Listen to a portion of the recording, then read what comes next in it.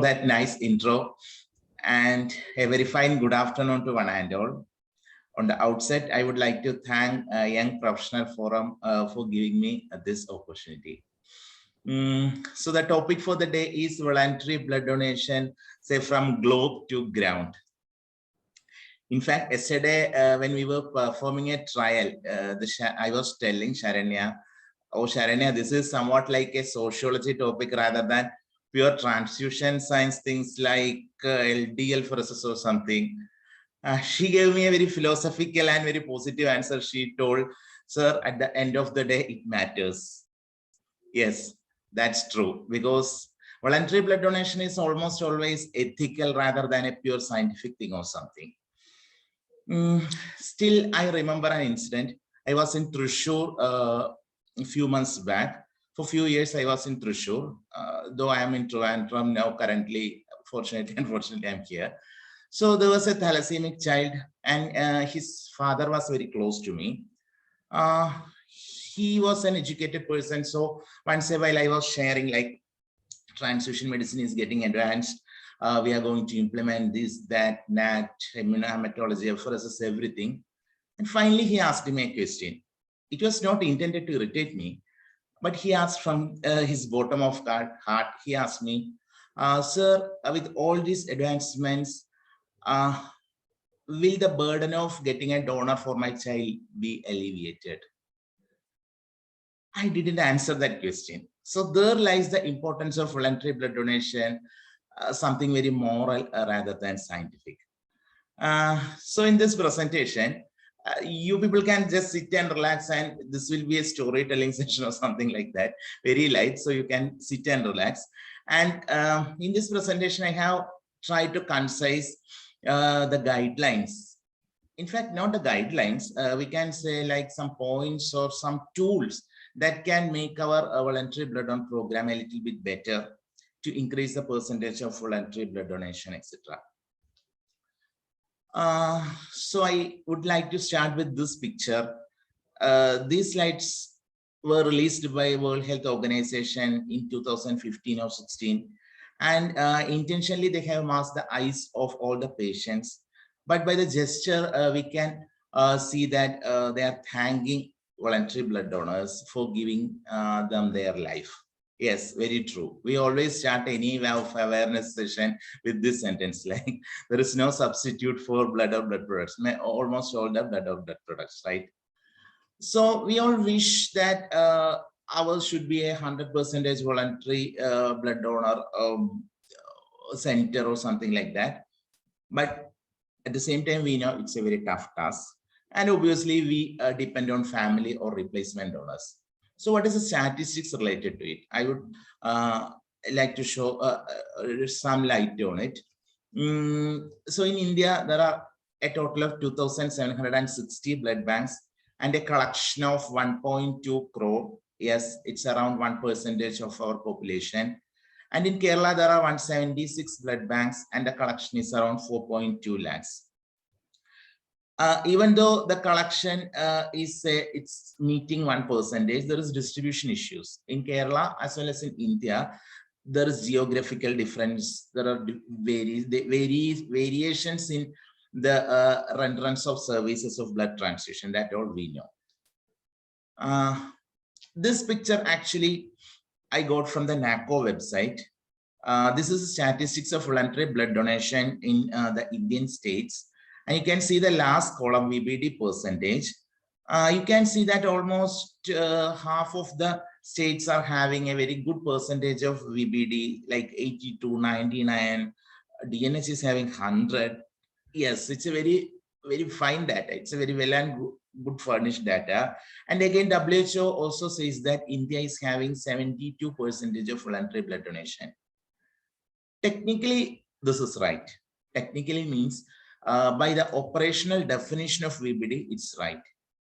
But in the purest sense, is it so? I will show you some other data. There was a baseline assessment of all blood banks in Kerala.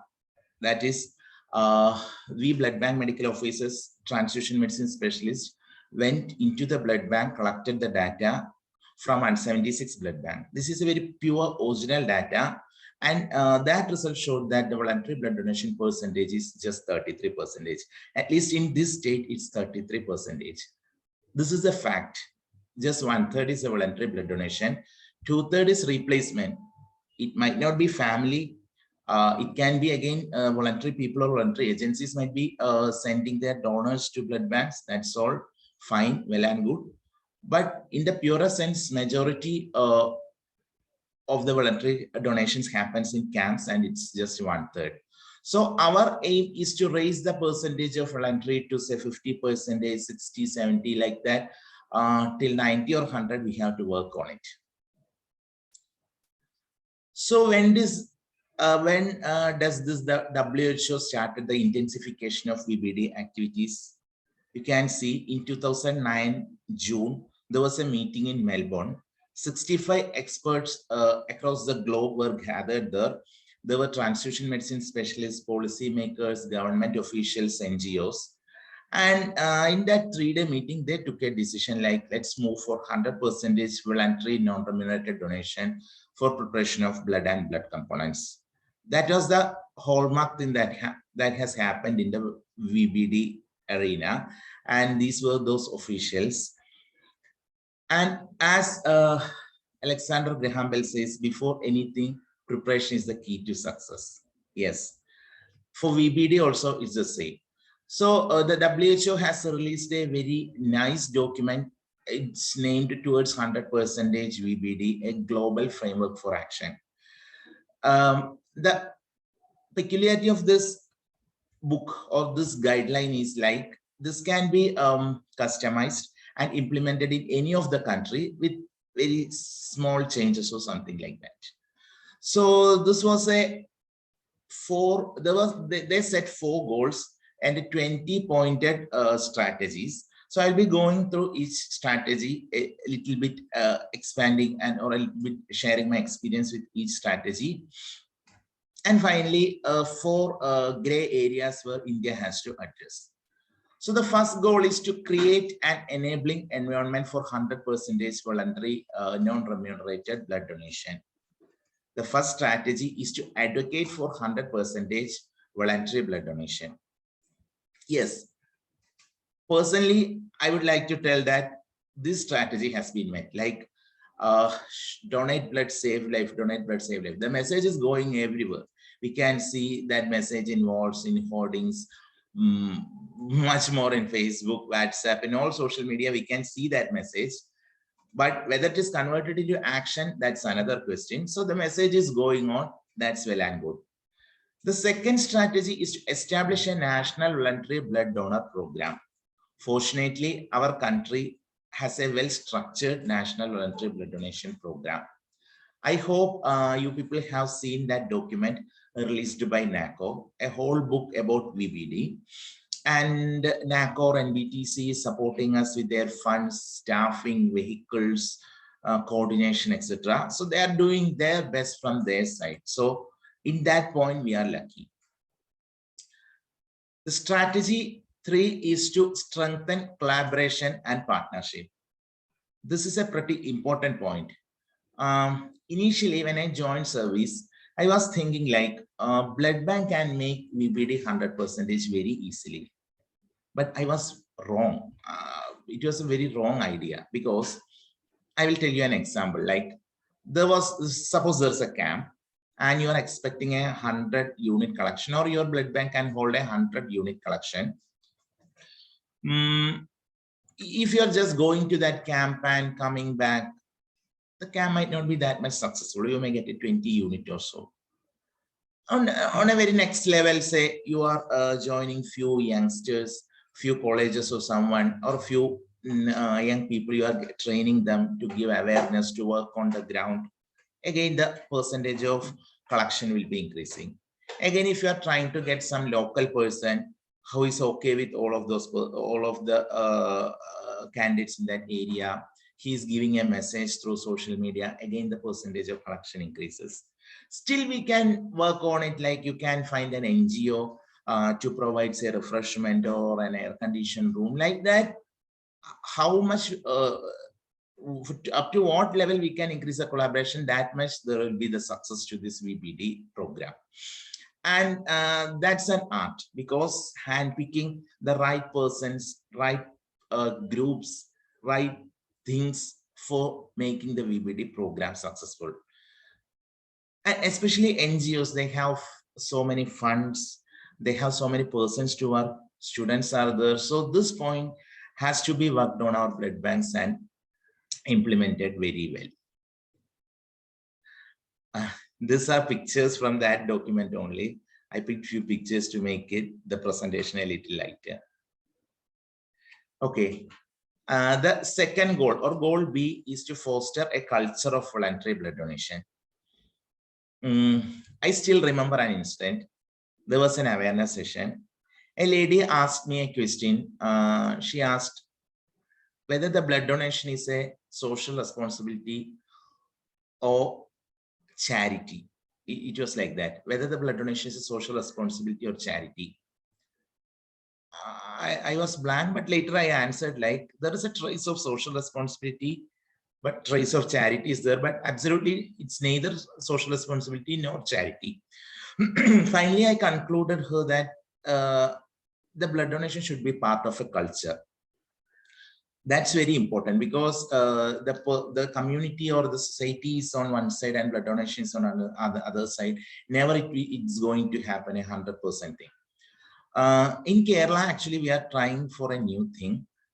We have started those steps because we are collaborating with education department through NBTC, and we are trying to include small lessons, or at least small portions in the science books in primary, upper primary, and high school classes. So they will be used to, they will get used to these terms like what is voluntary blood donation, what is this, what is a blood component need, etc. And finally, when they are reaching their higher secondary side, they can coordinate camps during their college life in collaboration with NSS, National Service Scheme. We can conduct camps. So slowly we can implant a culture on them, and after say 1 or 2 generations, they will come in their birthdays, they will remember blood donation has to be done like that. Like our Diwali or Dussehra was not started on a day or two. No? So we have to foster a culture of voluntary blood donation. That's an important point. So strategy 4 is understand your blood donors. That is important, because people differ. Even I know, I came from Thrissur, now I am in Trivandrum. The culture of people, the attitude of people are totally different. The style of camp is different. The collection from each camp is different. And even if you are conducting a camp in a college, there's a different style. And if you are conducting an essay highly refined for bank employees or from Lions Club or someone, so everything differs. So it should be like a system-oriented thing. We have to work on them, not like we cannot twist the collection process, or we cannot twist the voluntary blood donor program according to our yes, there is logistics, you can adjust a little, but basically the awareness session or camp should be more or less based on their style and their thing. The strategy 5 is to identify target blood donor population. That's very important, because we people are entangled with academics, administration, clinical staff, presentations like this. So our time is precious, our energy is precious. So it's very important. Actually, in Thrissur, initially I started with the wrong idea. Thrissur is a district with a 30 or 35 lakh population. And I thought I have to pass this message to whole of the population. No, that's wrong. Because finally we will realize that there's a certain population, so certain people who donate or who are willing to donate. So we have to identify them. We have to work on them. That's very important. And it's not just about working. You can see strategy 6 is develop communication strategies for donor education and community involvement. That's very important. I will tell you an example. In Thrissur, a bank, a nationalized bank, they used to conduct say 10 camps during these months, October, November. And all the camps, the collection was around 100 to 150. I was literally astonished. So the person's name was Ajitan. He was coordinating the thing. I asked him why, how it's happening. What is the magic on that? He told, sir, it's just communication, because first he will identify a proper colleges or proper school with active NSS activities or something like that. Then he goes there, he gives awareness session, he gives he articulates a framework or something like that. He tell each and every student, you have to go home, you have to tell the nearby persons, you have to come back with 2 donors, like that. He works on it a lot. So that's very important. I doesn't mean that we doctors have to communicate each and everything to them, but at least we can be a trainer for other trainers. And that communication is important. The message should be passed very well, and that will be key for the success of any camp or VBD program. The strategy 7 is build partnership with the media. Okay. In fact, I have joined this service in 2009. Until 2020, I was thinking that media is not for us. It's something that's against doctors and all. I was a little bit afraid also about them, so I was keeping them a little away from me. So in 2020, what happened in March, you all know, first case of this COVID-19 was reported in our medical college, in Thrissur Medical College. And one fine morning, everyone disappeared, like there is no bystanders. Patients are there, theaters are there, blood need is there, deliveries are there, but all the bystanders disappeared. VBD agencies was not there that few days. So the average collection through Thrissur Medical College was 60 or 70, and it became 5 or 6. So days passed, first day, second day, third day, the inventory was totally collapsing. Then we were calling VBD agencies and all, but it was working, but it was not working to that level. Suddenly someone told, why don't you tell the media? Why can't you communicate the public that this is okay, you can come to the blood bank like that? And then I addressed that dailies, newspapers, visual media and social media. Through all the strategies, we conveyed the message that this is fine. You will not be infected by COVID when you come to donate blood, like this, that. And slowly the things are re-established. So there is a positive side for the media, because when you genuinely tell your need and the facts, they won't twist. Usually they won't twist. And in fact, building a relationship with media person has another advantage. When they are going to write a bad news about blood bank, they will write. There's no doubt, because it's their bread and butter. But what will happen, at least they will call you and ask, what is the fact of that? And at least last paragraph will be, blood bank medical officer told that this is the thing, this is the thing, and it will be cleared like that. There will be a paragraph. So don't be afraid to build a partnership with the media person. That's good. Strategy 8 is to mobilize community partners and create network. Yeah, this is another thing. Again, in Thrissur, there are a lot of churches, and they usually conduct camps. Yes, the youth forums of the church used to conduct camps. And few camps I noticed the collection is a mediocre, average number, and few camps is very high number. So when just I asked that high numbered camps, what is the reason behind that? That voice told, we have a truth, sir. We involve the father in the loop. So 1 week before, after the mass, he used to communicate that there's a camp, you should donate blood, that's good, like that. And people follow him. So that's an important point. So there will be some leader for each person. You can identify them and you can motivate them. And actually this has happened in Kerala. During the COVID-19 pandemic, almost all the blood banks were facing scarcity, and our Honorable Chief Minister, Pinarayi Vijayan, sir, gave just one message: there is scarcity in blood bank, you just go and donate, and blood banks were flooded. So always keep in mind, when there's a scarcity, we might not be the right person to motivate or mobilize crowds. There might be some other person. It can be a media person, it can be a film actor, a poet, or a political person. whoever it is, just find him. And there's one peculiarity. If you are going to a person and telling that, please give a message for voluntary blood donation, no person will say no, because all love voluntary blood donation. Whether they donate or not, that's another thing, but they love to give message and also do it. Strategy 9 is to maximize the impact of World Blood Donor Day and National Blood Donation events. Yeah. I think we started celebrating these days some 5 years back or so. Before 2014 or 15, it was not that active, at least in Kerala. But after this day celebration, the publicity of voluntary blood donation has increased tremendously. I don't tell like you should have a very big fund or something for celebrating these days.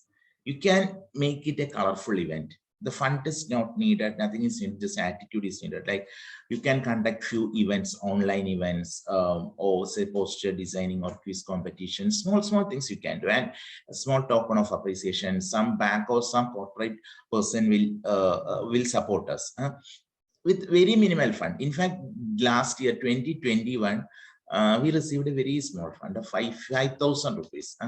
But we conducted 10 events like camps, the gift, we honored 10 organizations, 10 persons, we conducted 4 programs, competitions, etc. And you have to keep one thing in mind. The basis of all this competition, all this celebration is voluntary blood donation. It's not to pick the best painter or best artist or best poet, nothing like that. So always give message of voluntary blood donation as tagline or subject of competition or something like that, that you have to keep in mind.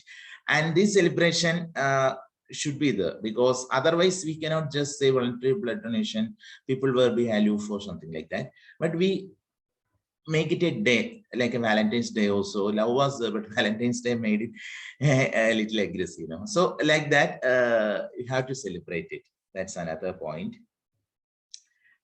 Third goal, or goal C, is to build and maintain a safe, sustainable voluntary donor base. Yes, you can see strategy 10 and 11, like educate, motivate, recruit new blood donors, mobilize youth as a new generation of voluntary blood donors. This is important because we usually miss young people. Yes, majority of the blood donors fell in the class of say 20 to 30 or 20 to 35. That's fine, but it's an untapped area because we miss them. They are very much ready, but they are celebrating their life in their own ways. So we have to find out them, we have to work on them, and we have to mobilize them for blood donation. And even I know, because young generation or new generation is very easy to handle. They knows this problem a little more very easily. I feel like that because I still remember when I gave an awareness session. It was a 2-hour awareness session in an engineering college in Thrissur. After that 2 hours, one of the students asked me, so the class was good, it was very fine. Why did you give this session? So I told, to make you aware, to make you donate blood. He told, why you are wasting 2 hours? You just say that there's a scarcity of blood, give us blood. We will give. That much easy. It's that much easy to work on youngsters. So always keep in mind clubs. You can connect club through Nehru Yuva Kendra, something is like that. You can connect with NSS through colleges. So there is something very important because the head, whoever is in the head position, you should be in contact, because if it's a higher secondary school, there will be a head person for all the higher secondary schools or colleges. So whatever it is, there will be a head position. So start from that point and go to the grassroots level. That would be better. And the 12th strategy is convert eligible replacement donors to voluntary blood donors.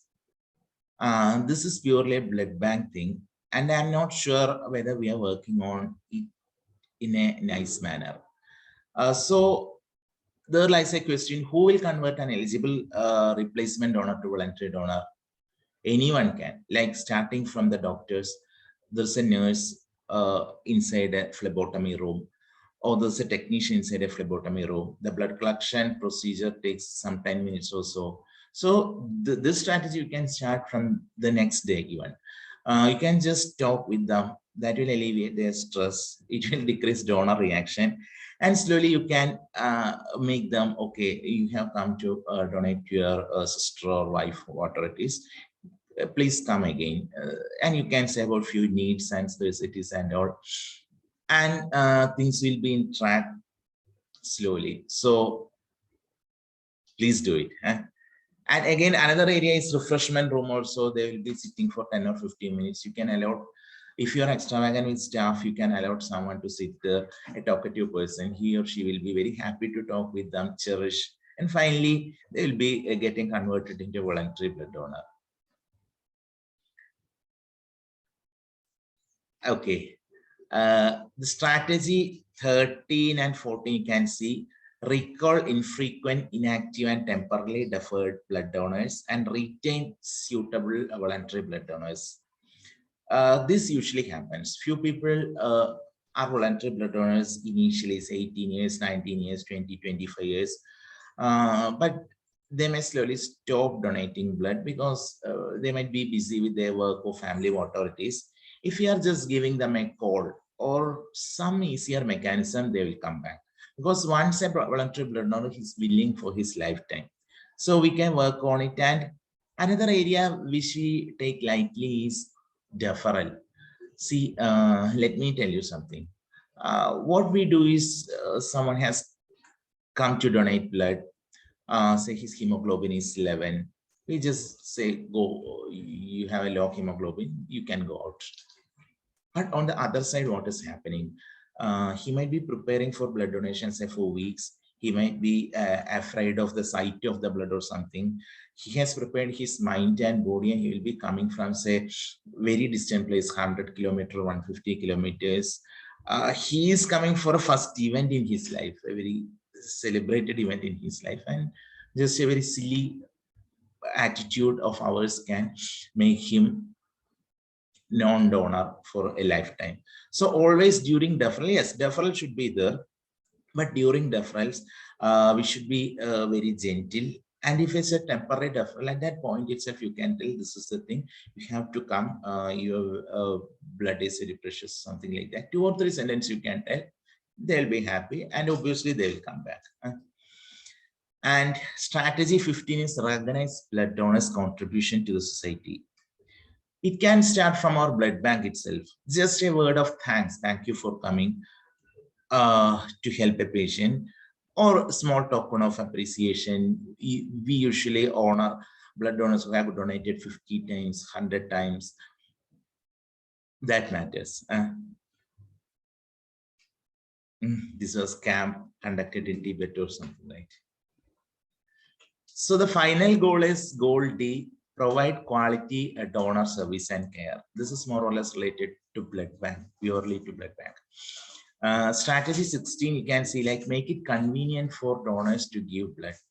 That's important. Like, if your hospital is planning to make a blood bank, make it in a comfortable place. The parking should be there.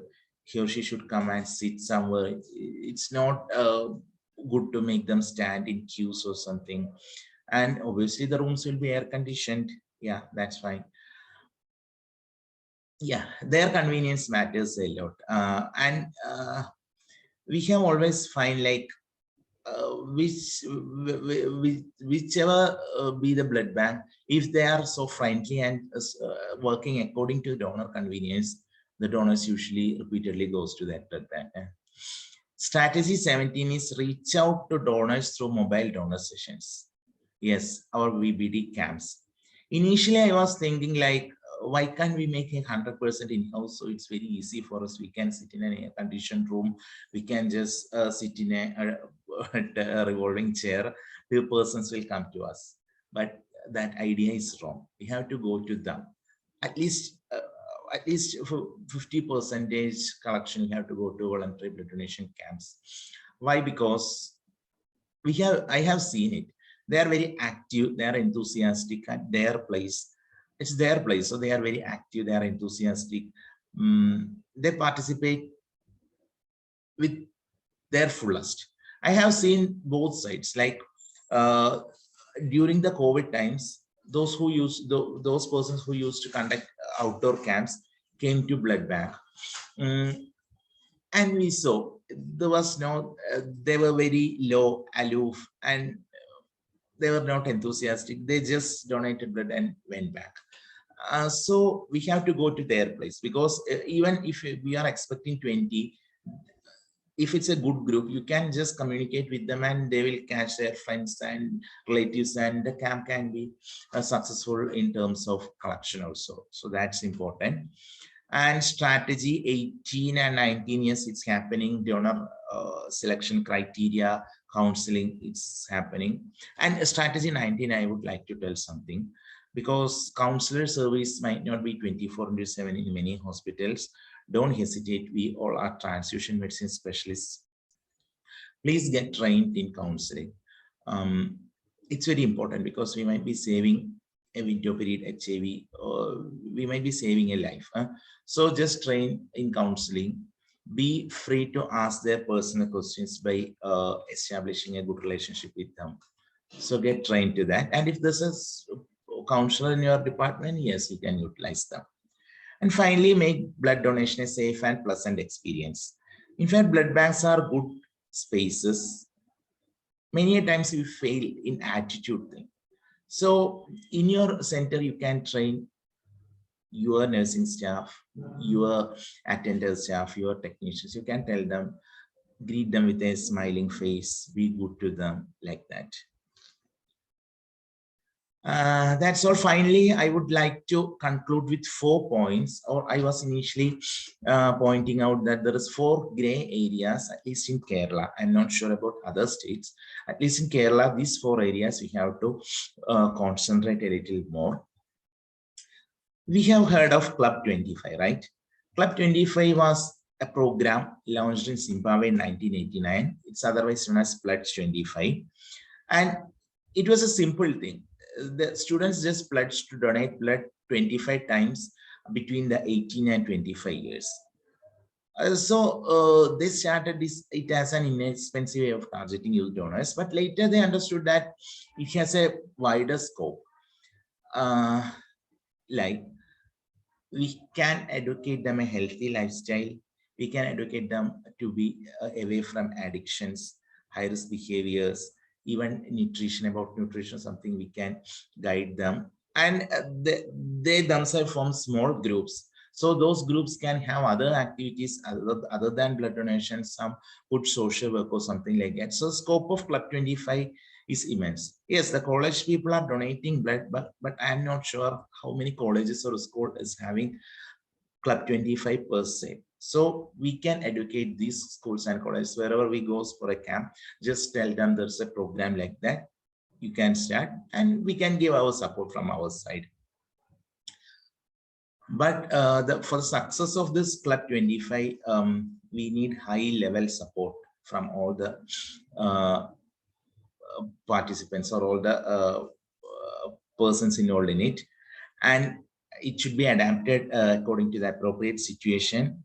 Planning should be there, budget should be there, dedicated staff member should be there, and obviously youth has to come forefront to involve in these programs. The second area that's not addressed properly is female blood donation. I still remember one of the interviewer was asking me a question. In Kerala, actually, number of females are more than number of males. The ratio is reversed in Kerala. So he was asking whether the ratio is similar in case of blood donation. So I answered, no, obviously it's not, but there are some valid reasons. In the Esther years, there was a misconception like females cannot donate blood, but nowadays it's gone. Every girl knows she can donate blood. But again, we know there is issues of anemia, weight. Even 2 or 3 days back here, there was a camp. It was medical students actually. 37 girls came to donate blood, and the donation was just 7. 30 were deferred back. They were sad. But it's inevitable now. So what's the reason? We don't know. And in fact, I'm very happy. I'm now a part of project. An organization named Nila, they have started a program. I think it's first of its kind, at least in Kerala. They have selected 200 girls. They are assessing their baseline characteristic, including weight, hemoglobin, everything, and a team of 10 members or so. So there will be a gynecologist, a physician, hematologist, a nutritionist, a dietitian, a physical trainer. Everyone is there. Actually, it's a combo pack. And they will regularly give advices to these girls. They will regularly monitor them. And finally, their final point is she should be able to donate blood. So I felt it's a nice project. And if it's going good, I will reciprocate you what are the results and what happened finally in some other occasion. So that's the second area. The third is role of voluntary blood donor organization. Yes, we are having a lot of voluntary blood donor agencies connected with us, but something more we can do, because they are working in their own ways. There is no common pattern or something. So at least in Kerala now we are trying, each district is having a nodal officer. So we have made a WhatsApp group. We usually meet once a while. And now there are some common norms or something like that. So we can make a synchrony among voluntary blood donor agencies. So the blood needs or the camps or something can be unified, or the pattern of the functioning can be unified. And next 2 or 3 slides, I love to share. I have seen an voluntary blood donor agency. Its name is Association of Voluntary Blood Donors West Bengal, which was launched in 1980. See, they have an anthem. I will show you how much they can act, or up to what level they can act. Just see educational activities. They have certificate courses, diploma courses, school education, state level workshop, seminar, notification. Yes, that's fine. See, to the next level, they are doing motivation, IC, media, exhibition, donation is a publication, conference, it's fine. Seeing this, I was really astonished. See, they have a rare group panel donors. They have seminars on rational use of blood. They are doing research, international contact is licensed with government. They have a training center. I was so happy. They are issuing postcards every year. They have slogans, very beautiful slogan. They have a slogan book, or there are some 500 or 1,000 slogans like, see, at 18 you grow up, at 18 you drive, at 18 you give blood to keep someone alive. Like that, very beautiful slogans are there. They have collected stamps related to blood donation across the world. And this is the best thing. They have conducted around 20,000 camps, and they have collected around how much? 12 lakh or 13 lakh units of blood till date. That's a big thing. So each voluntary blood donor agency has a potential, and we can nourish them. If time allows, we can nourish them a lot, because they are needed. We cannot just conduct this VBD program alone. So just give them time, make a synchrony among them, make them a family. And the final thing is voluntary blood donation program. Yes, we have a national program, we have a state level program, but I would like to tell for our department or for our blood bank, there should be a program.